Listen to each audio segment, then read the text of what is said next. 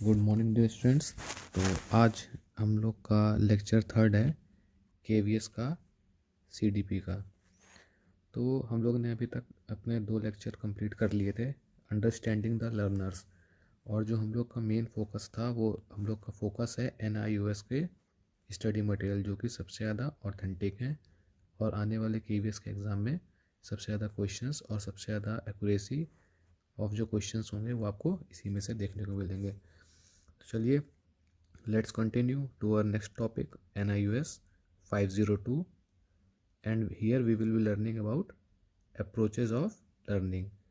So I have made notes for you all.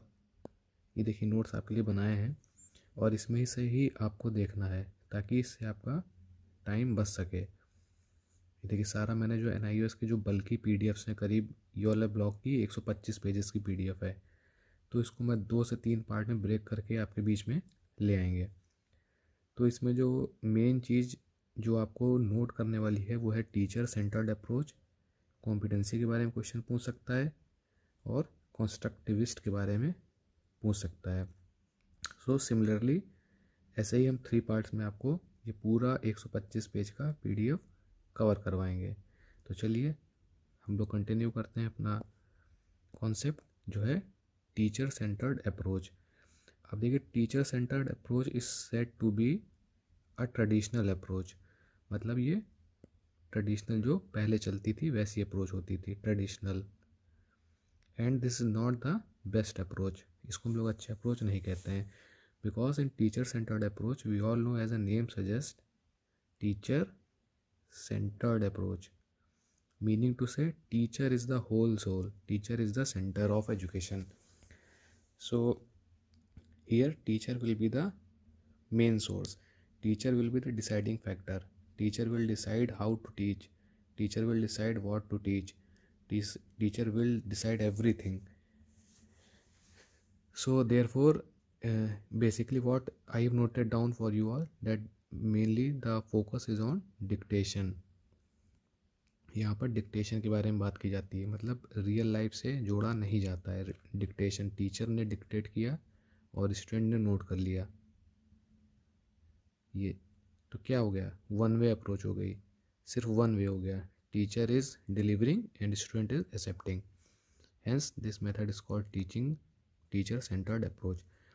अब इसमें देखिए कोई यूनिट प्लान नहीं होगा, कोई यूनिट टेस्ट नहीं होंगे, ठीक है। जो सिलेबस है सिलेबस को कंप्लीट कराना ही टारगेट होगा, किसी तरीके से बस सिलेबस कंप्लीट हो, किसी तरीके से उसको एग्ज़ाम ओरिएंटेड बना के वो कंप्लीट करा दे। बच्चा क्या सीख रहा है, स्टूडेंट क्या लर्न कर रहा है, क्या नहीं कर रहा है, इससे टीचर को ज़्यादा लेना देना नहीं है। उसको जिस चीज़ से लेना देना है कि वो अपना सिलेबस कंप्लीट कराए और चलता बने।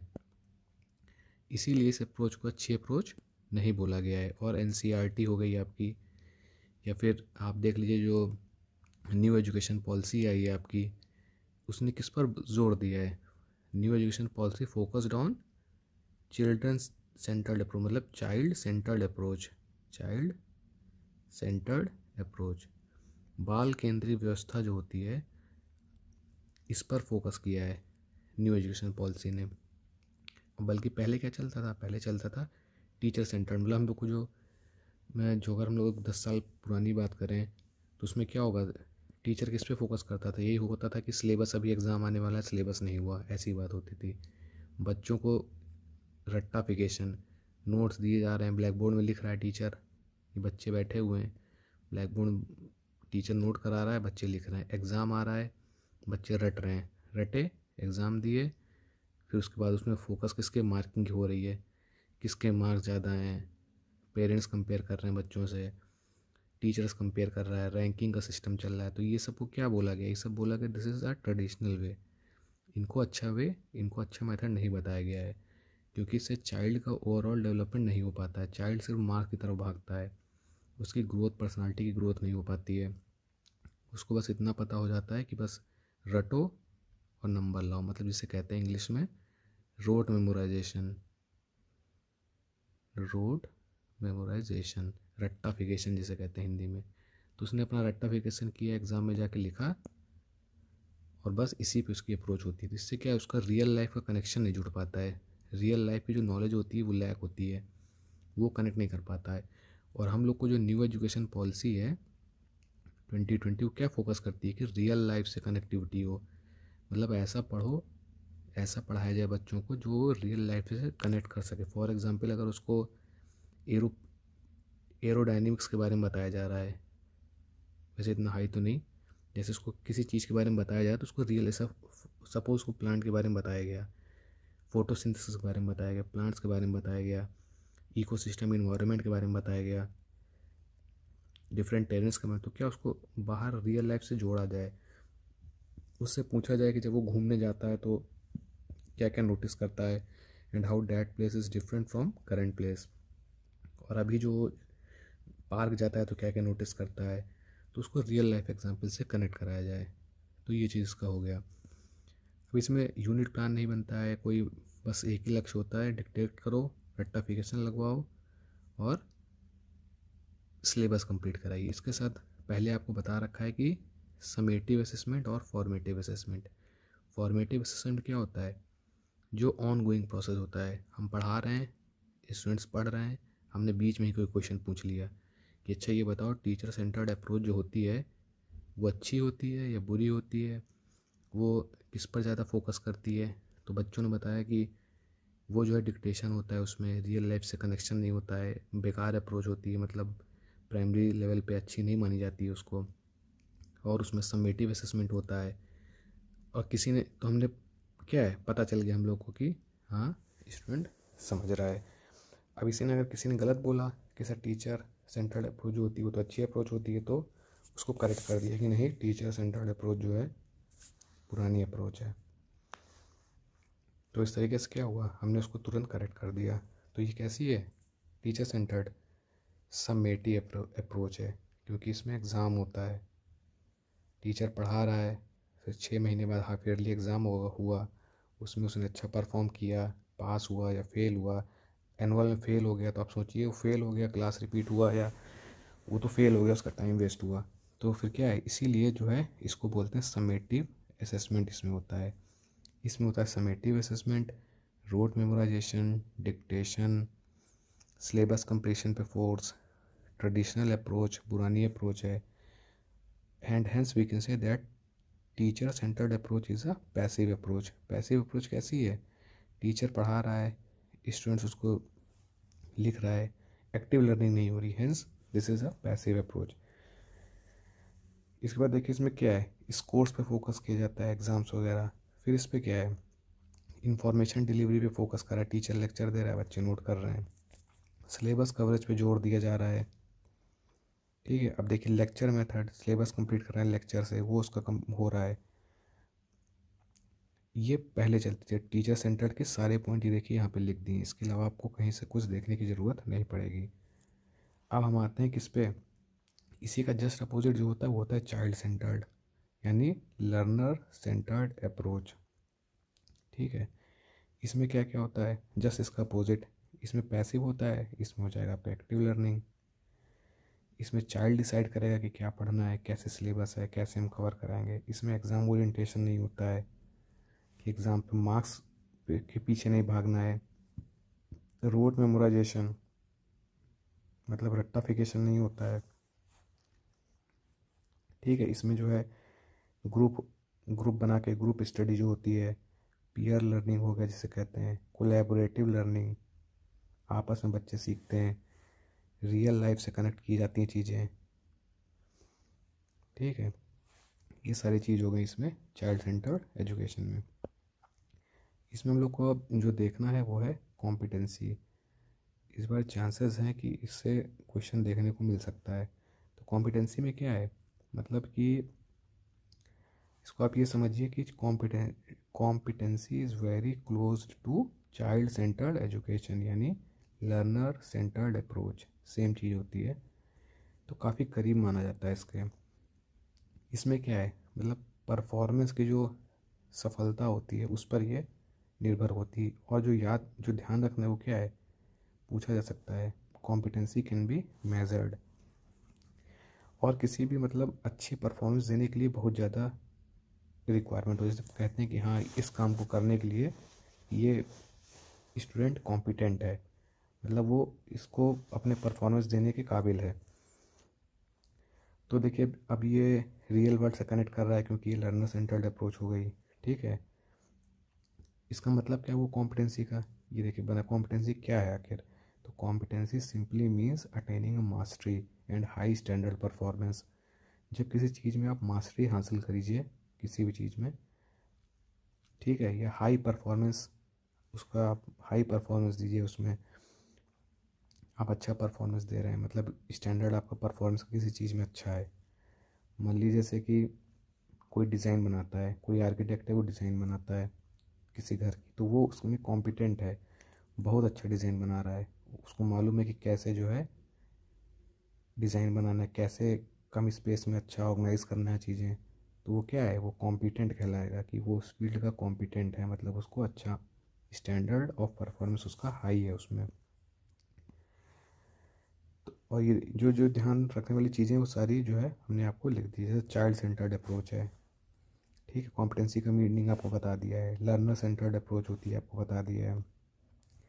ये देखिए मास्टरी ऑफ स्पेसिफिक नॉलेज, किसी स्पेसिफिक चीज़ की नॉलेज में मास्टरी हासिल होना और किसी चीज़ में स्किल में महारथी होना, इसी को कहते हैं कि ये कॉम्पिटेंट है। और इसमें जो आपको ध्यान रखना है वो क्या है, हायरार्किकल होती है।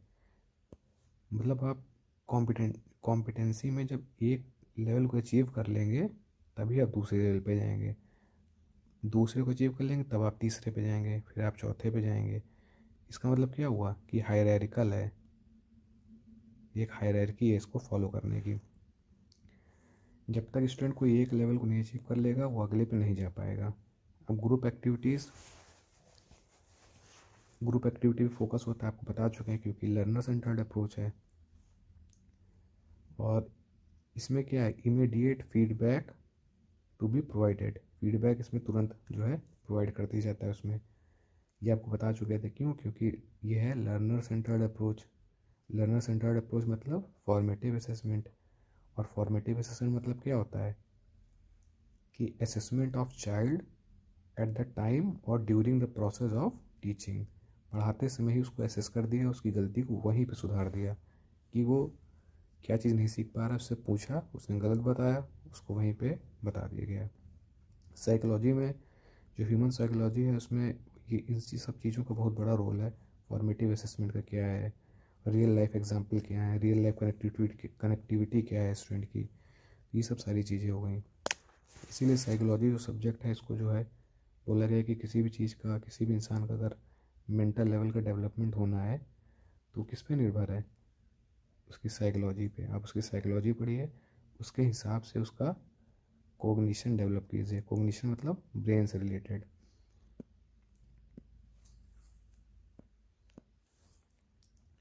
अब देखिए इसमें क्या है कि ग्रुप एक्टिविटीज़ बता दिया, आपको बता दिया सारी चीज़ें। और रट्टाफिकेशन इसमें नहीं कराई जाती है, स्किल मास्टरी होती है, इसमें रट्टाफिकेशन सिर्फ इसी में होती है, रोड मेमोराइजेशन जिसे कहते हैं।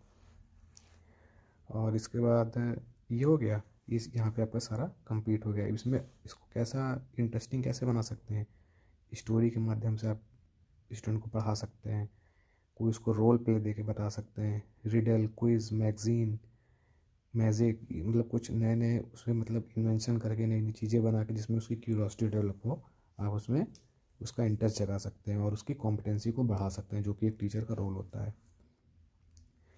अब जो है कंस्ट्रक्टिविस्ट के बारे में बात करते हैं। अब कंस्ट्रक्टिविस्ट के बारे में आपको जो जानना है वो सिर्फ इतना कि ये भी like competency which is very close to learner centred approach, constructivist is also called as learner centred approach. और लर्नर सेंटर्ड अप्रोच जहाँ भी दिखे मतलब ये अच्छा मेथड है, रियल लाइफ कनेक्टिविटी है, रोड मेमोराइजेशन रट्टाफिकेशन इसमें नहीं होता है, इसमें स्टूडेंट की क्यूरोसिटी को डेवलप किया जाता है, ठीक है, इसमें फॉर्मेटिव असेसमेंट होता है। ये सारी चीज़ें आपको ध्यान रखनी है, जो कि हमने प्रीवियस लेक्चर में भी आपको बताया है। अब इसके साथ इसमें देखिए एक्सपेरिमेंट देना, प्रोजेक्ट वर्क करवाना, फील्ड वर्क करवाना, विजुअल दिखाना, डिस्कशन करवाना, ये इसके मेन काम है। क्यों, क्योंकि child construct their own knowledge. बच्चा अपने ज्ञान का निर्माण स्वयं करता है। ठीक है, तो कैसे करता है? जो बेस्ट अप्रोचेस क्या क्या हैं, लर्नर सेंटर्ड अप्रोचेस क्या क्या हैं? एक्सपेरिमेंट करवाना। देखिए, उसको रट्टा फिक्सन नहीं, उसको किसी चीज़ का एक्सपेरिमेंट करवाया जा रहा है कि चलो आज हम दिखाते हैं कि कोई ऑयल होता है तो वो पानी के ऊपर क्यों तैरता है। तो उसको हमने एक एक बार फ्लास्क लिया, उसमें पानी रखा, उसको वहीं दिखा दिया, ऑयल की 2 बूंद डाल के देखो ऑयल ऊपर तैर रहा है। एक्सपेरिमेंट, तो उसकी क्यूरोसिटी डेवलप हो जाएगी स्टूडेंट की कि ऐसा क्यों हो रहा है।